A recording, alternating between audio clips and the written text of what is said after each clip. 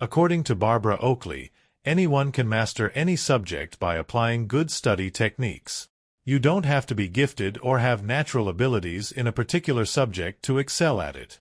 All you have to do is apply the study techniques that we'll present in this guide. Oakley attests to this based on personal experience. From childhood through her career in the U.S. Army, she struggled with technical subjects.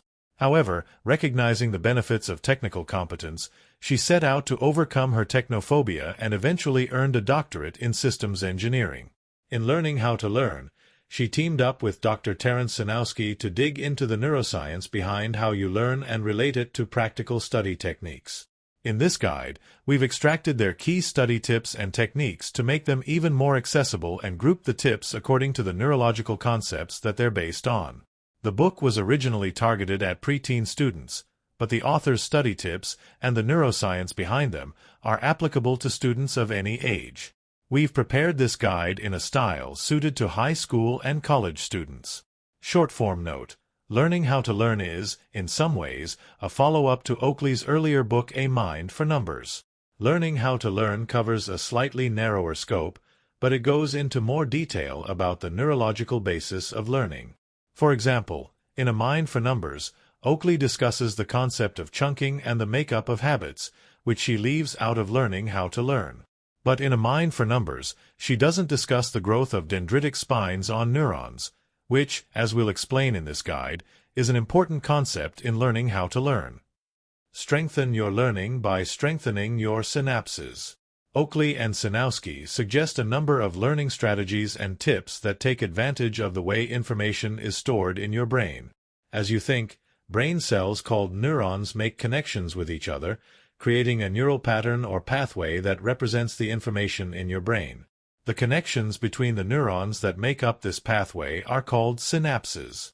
The more synapses a certain idea produces in your brain, the better you'll learn it, because it's connected to more different neurons, giving your brain more neural pathways it can use to retrieve it. In this section, we'll explore the author's tips for using the process of synapse formation to maximize your learning. Embrace a multisensory learning style. Oakley and Sejnowski's first tip for improving your learning by building more connections is to embrace multisensory learning, because the more senses you engage in learning something, the better you'll learn it. Depending on your preferred learning style, you might learn something better if it's presented visually, rather than verbally, or vice versa. But regardless of your learning style, you'll learn it even better if you see it and hear it than if you only receive it in one style. The reason for this, as Oakley and Sejnowski explain, is that connecting an idea to inputs from more senses creates more synaptic connections in more neural pathways in your brain. This makes it easier to learn and remember because there are more neural pathways your brain can use to retrieve the idea. Connecting your brain. In The Whole Brain Child, neuroscientist Dan Siegel and parenting coach Tina Bryson extend the concept of multisensory learning in two ways. First, they generalize senses to thoughts and perceptions that aren't just sensory, like emotion and logic. Whenever applicable, try to feel what you're learning about emotionally as well as tactilely. Try to see its logical makeup as well as its appearance. Incorporating these additional senses will create more synaptic connections, which will strengthen your learning even more. Second, they emphasize the importance of making mental connections between different thoughts that are processed in different parts of the brain, like different senses, emotions, and analytical thoughts, as a way to improve your mental health as a whole, not just to learn a given subject. The more your synapses connect different parts of your brain, the more easily you can access your whole brain and harness all its capabilities. This helps you control your emotions and relate to other people, in addition to helping you learn more easily. Make up metaphors. Another tip Oakley and Sejnowski provide is that you can more easily add things to your memory by relating them to things already in your memory through metaphors. Again, this is because your thoughts are based on neural connections. Connecting a new chain of synapses to an existing one makes the new one easier to retrieve. The authors emphasize a number of key techniques for making your metaphors as memorable as possible, which we'll discuss in turn. First and foremost, they recommend you create mental pictures to represent the concept you're learning, especially if the concept isn't visual to begin with. Pictures are easier to commit to memory than abstract facts like numbers and dates. So if you can link a new fact to a mental picture, you not only create more neural connections, but you connect it to something, namely the picture, that's easy to retrieve from memory. Short-form note. We might infer that pictures are more memorable because they provide more neural connections, and they provide more connections because they take more neurons to store and process. According to John Medina, author of Brain Rules, about 50% of all your brain's neurons are devoted to processing visual information, a testament to the dominance of our sense of vision over our other senses. The authors also note that you can use acronyms or mnemonics to create metaphors, and you can make your metaphors even more memorable if you make them humorous. Short-form note. Although there is extensive research demonstrating that funny ideas are more memorable, scientists have yet to explain why humor is easier to remember. For example, if you're trying to memorize the biological taxonomy, you could come up with a mnemonic sentence, King Philip cleaned orange fungus off Jenny's spectacles, where king equals kingdom, Philip equals phylum, cleaned equals class, orange equals order, Jenny equals genus, spectacles equals species. This connects the abstract taxonomy to a scene you can visualize. Then, to make it even more memorable, you add more sensory detail and humor. What does the fungus smell like? Why did Jenny have orange fungus on her spectacles? There could be a comical backstory behind that. Use the power of metaphors wisely. Tony Robbins, author of Awaken the Giant Within, discusses how metaphors not only have the power to make ideas more memorable, but to shape your perception of the ideas themselves. He says that if you analyze the metaphors you, or others around you, use and change them to be more accurate or more positive, you can improve your understanding of the subject or your attitude toward it. For example, scientists used to visualize atoms as microscopic solar systems, with electrons orbiting the atomic nucleus like planets orbiting the sun. But this metaphor subconsciously constrained them to think of electrons traveling in circular orbits like planets, which turned out not to be the case. Instead, electron orbits can take a variety of shapes, depending on the number of electrons in the atom and their energy level. To advance their understanding of atomic structure, scientists had to move away from the solar system metaphor. Instead, they now visualize electron orbits more like standing waves. Skim books first. As another tip, when you read a book, or an article, a chapter, or any other reading assignment, Oakley and Sejnowski recommend that you first skim through it, looking at headings and pictures to get a general sense of what it's about before you read it in detail. This helps you absorb the material better because, as we've discussed, it's easier to embed something in your memory, like the details of the book, if you relate it to something that's already there, the information you got from skimming. Short-form note. For this reason, most speed reading courses teach you to skim a book before you read it in detail. Even before scientists understood the neurological basis, 20th-century philosopher Mortimer Adler presented skimming as a way to understand the crux of a book within 15 minutes and better remember what you read in How to Read a Book. Diversify your studies. Oakley and Sejnowski's final tip on how to take advantage of your brain's information storage processes is to introduce variety into your studies. Just like taking a multisensory approach or making up metaphors, diversifying your studies connects what you're learning to more neural pathways, which helps you learn it better by building more synapse connections. The authors explore 3 separate ways to introduce variety into your studies. Study in a variety of locations.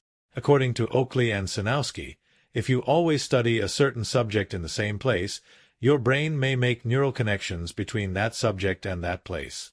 These connections make it harder to recall what you studied when you're in a different setting. For example, if you only ever study in your bedroom, you might struggle to recall the information at a testing center. By studying a subject in a variety of environments, you ensure that your brain doesn't associate the subject with any particular environment.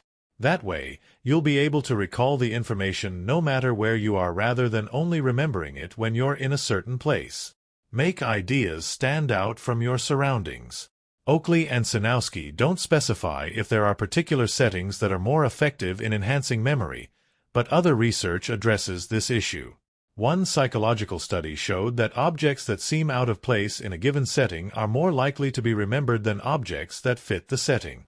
To take advantage of this fact, Try studying something in a location where you wouldn't normally encounter it to strengthen your memory of it as much as possible. For example, if you normally study math in the library and wouldn't normally think of using math out in the woods, try taking a hike with your math book and practicing your calculations in the great outdoors. Interleave your study problems. Another way to diversify your studies is by interleaving.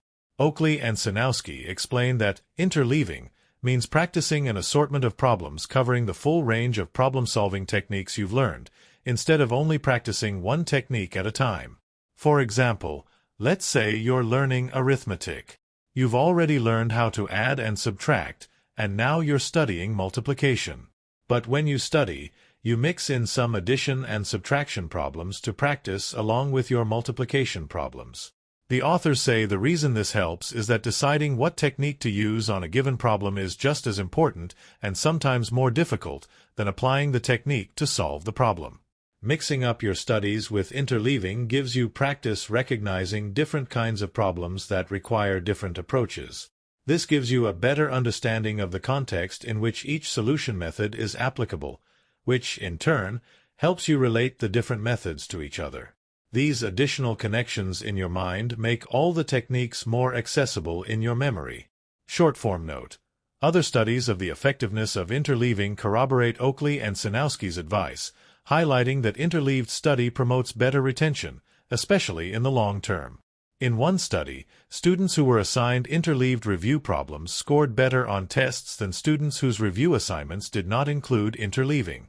Further, if the test was delayed for 30 days, average test scores dropped about 18 percentage points for students who did not practice interleaving, but only 6 percentage points for students who practiced interleaving.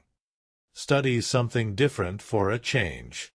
Oakley and Sejnowski warn that once you become an expert in a certain field of study, it's easy to get stuck in a rut, where you can't come up with any new insights. To combat this, they recommend studying a completely different subject for a while. That way, you'll naturally relate the new concepts that you learn back to what you already know, giving you new insights. Short-form note. Other authors, such as Ozan Varol, refer to the practice of combining or connecting dissimilar ideas to advance your learning as combinatory play. Many successful people make use of combinatory play. For example, Pixar co-founder Ed Catmull set up a program called Pixar University that enables Pixar employees to take classes in subjects like sculpting or juggling that would normally be considered outside the scope of their work. Exploring new subjects leads to more creative insights that enhance their work. Stimulate learning by stimulating neuron growth. We've discussed some techniques for connecting information to build stronger synapse chains in your brain. Oakley and Sejnowski also discuss how you can strengthen these synapse chains by stimulating growth in parts of your neurons. To understand how these techniques improve your learning, you have to understand the anatomy of a neuron. The authors explain that every neuron has one arm called an axon and multiple arms called dendrites. The dendrites are covered with tiny dendritic spines. The axon of one neuron will transmit electrical signals to be picked up by the dendritic spines of other nearby neurons. The gap between the axon, sender, and the dendritic spines, receivers, that the signal jumps across is the synapse. The more spines there are on a dendrite of a receiving neuron and the closer they are to an axon sending a signal, the stronger the synapse. And, as we've said, stronger synapses make it easier to recall the information that they contain. Myelin also helps synapse strength. In Make It Stick, Henry Roediger and Mark McDaniel note that synapse strength is enhanced by myelin, a substance that sometimes coats axons. Myelin acts like insulation on a wire, preventing signals from dissipating into their surroundings. This keeps the signal strong and ensures that it's transmitted to the right dendritic receptors. So if you have more myelin on your neurons, your synapses will be stronger. Roediger and McDaniel also report that the more you practice a skill, the thicker a myelin coating becomes, furthering Oakley and Sejnowski's claims that you can take purposeful actions to strengthen your synapse connections. Exercise between study sessions. The author's first tip for promoting neuron growth is to exercise between study sessions. They assert that interspersing exercise with your studies can make your studying more effective because physical fitness promotes neural health. Specifically, exercise causes your body to produce a hormone called BDNF, which stimulates the growth of dendritic spines on neurons, strengthening your synapses. Short-form note: Kelly McGonigal elaborates on this concept in The Joy of Movement. She explains that BDNF is part of a class of chemicals called myokines that your muscles produce during physical exercise. These myokines circulate through your bloodstream and stimulate various parts of your body, including your brain. She asserts that myokines not only increase your cognitive performance, but also alleviate both physical pain and emotional depression. As such, she shows how exercise can help you improve many areas of your life, not just your test scores. Test yourself with active recall.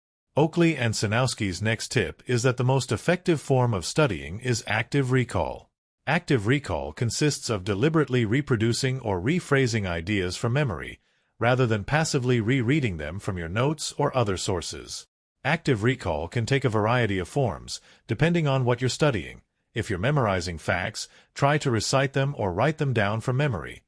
Don't just reread them in your textbook or from your notes. If you're learning a problem-solving technique, work through a problem with it. Don't just read an example solution. If you're learning a hands-on skill, practice doing the work. Don't just watch someone else do it. As Oakley and Sejnowski explain, the common theme here is that you'll always learn more by actively practicing than by passively studying because active recall initiates the growth of dendritic spines, which strengthens synaptic connections in ways that passive learning doesn't. The testing effect. In psychology, the principle that active recall is more effective than passive studying is known as the testing effect because it was initially studied using tests. The researcher would present the same material to two groups of students. One group would then take a test on the material, while the other group would not. Later, both groups would be tested on the material, and the group that took the first test would do better.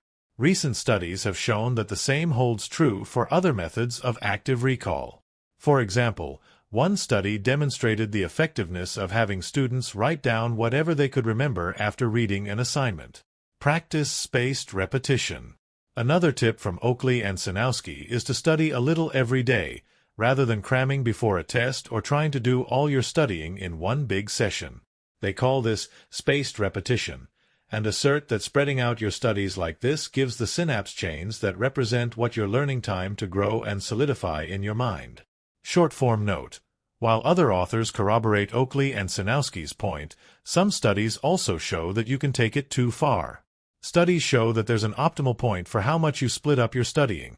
You'll learn better by studying in multiple sessions spread out over a period of time than in one big cram session, but if you split up your studying into too many short sessions, this can also make your studying less effective. Get enough sleep. The author's final tip on how to encourage neuron growth is to get enough sleep. They say sleep is the key to making your studies effective because sleep plays several important roles in learning and brain function. As we've discussed, active recall initiates growth of new dendritic spines, which strengthen synaptic connections, solidifying ideas in your brain. However, Oakley and Sejnowski note that while active recall initiates this growth, dendritic spines only grow when you sleep. Additionally, while you sleep, unused dendritic spines get cleared away, allowing your brain to divert energy to strengthening the connections you use most. Thus, without adequate sleep, you won't be able to advance in your learning, because you won't be able to strengthen your synaptic connections. Sleep can repair information.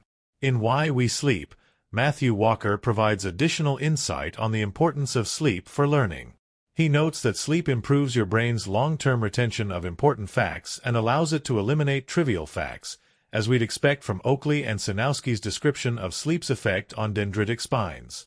Walker goes on to emphasize that your brain has a remarkable capability to distinguish between relevant and irrelevant information while you're asleep.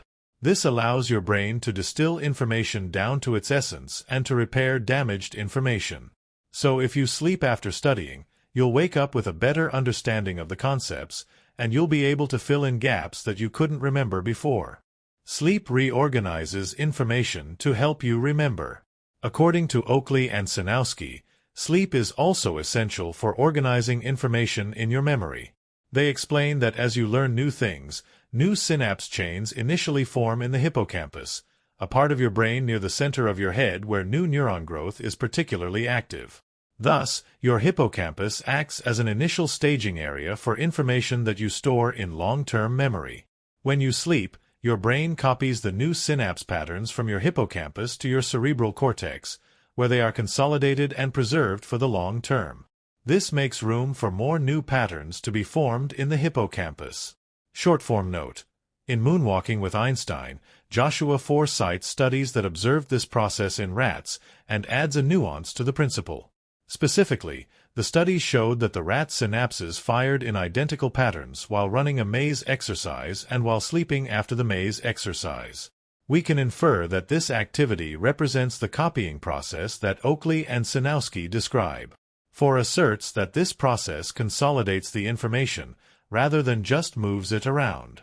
Therefore, not only does the information get preserved in long-term memory, but it also gets stored in a more compact, well-organized way. Sleep cleanses your brain. Another reason sleep is crucial for learning, according to the authors, is that it helps manage toxins that your neurons generate as a byproduct of normal thought processes. These toxins build up in your brain when you're awake, but when you sleep, your brain flushes them out.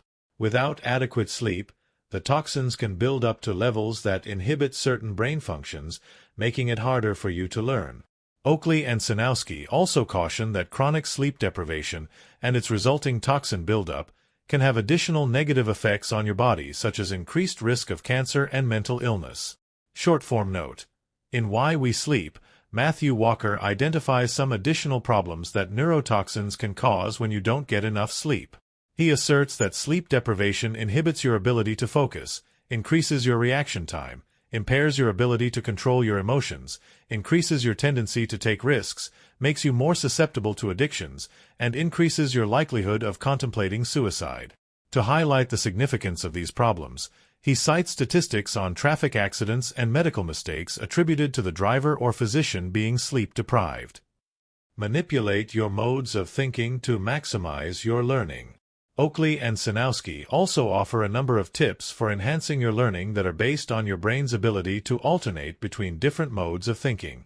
They assert that your brain operates in two separate modes, each of which contributes to learning and problem-solving in different ways.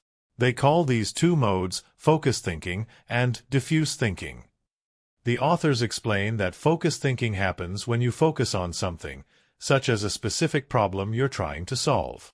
In this mode, your brain activity gets concentrated in a particular network of neurons, which network depends on what you're focusing on.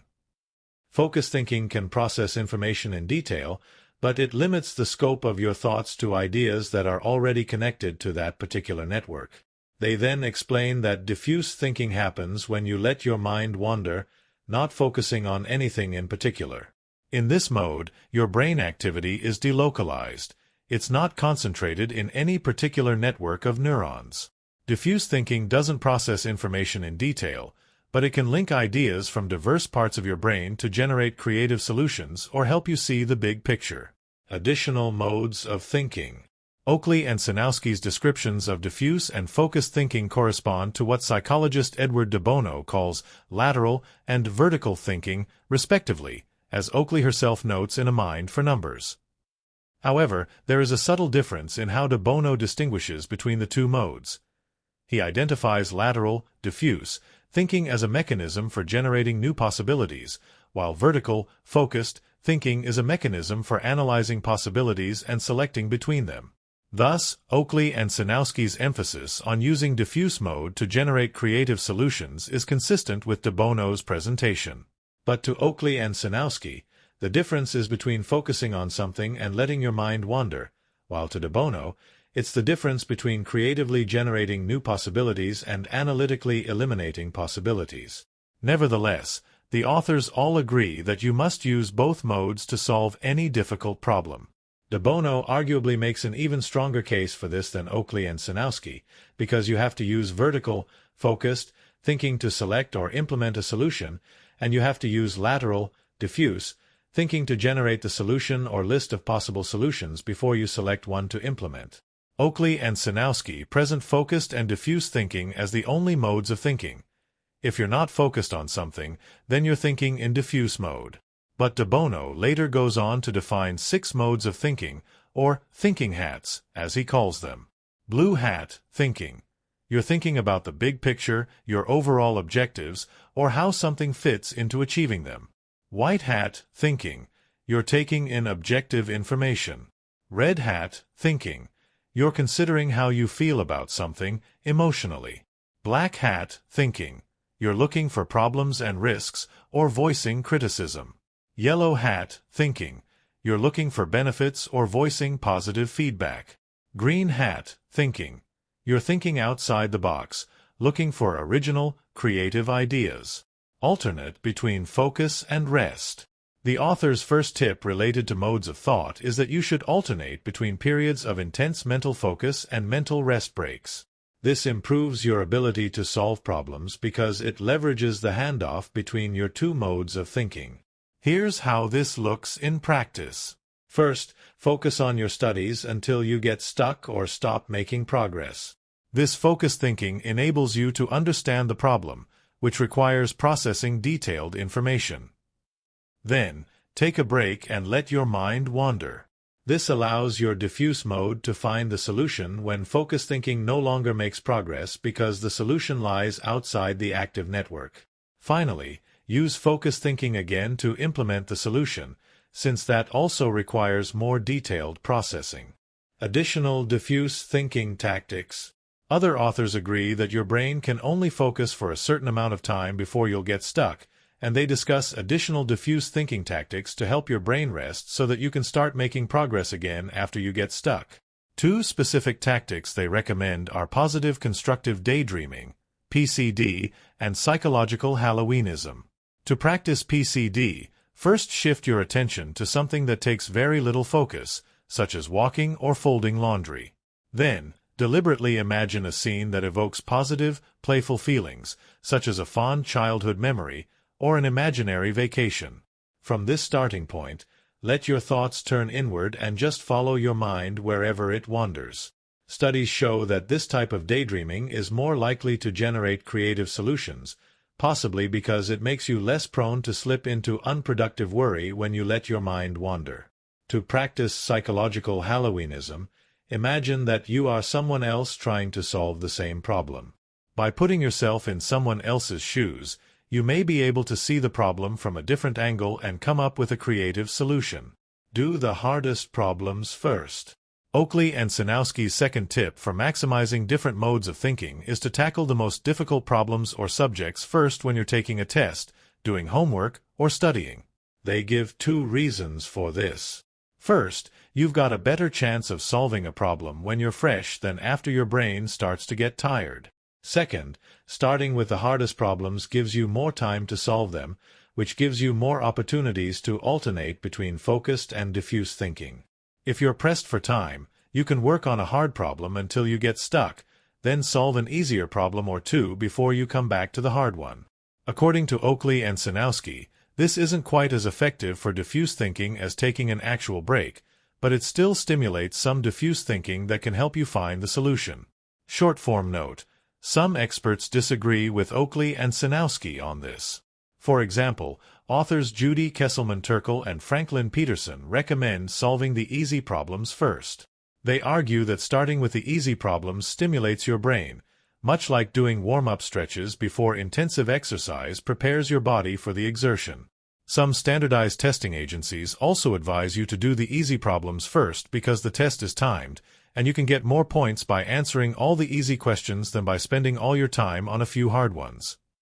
Make efficient use of your memory. Finally, let's discuss some tips that are based on making the best use of your brain's memory. Oakley and Sejnowski note that your brain has 2 different types of memory: working memory and long-term memory. Your working memory resides in your prefrontal cortex, the part of your brain just behind your eyes. It holds whatever you're actively thinking about at the moment and tends to drop any neural connections that go unused for more than about 10 seconds. On average, it can only hold about 4 ideas, or active chains of synapses, at once. Short-form note. Different studies have come up with different numbers for how many ideas your working memory can hold at once. In the 1950s, researchers thought working memory could hold about 7 ideas, but by the early 2000s, studies indicated it could hold only about 4. Today, there is still little agreement on a definite number. Some studies indicate working memory can hold 2 or 3 ideas at the same time, while others suggest it might be as high as 6.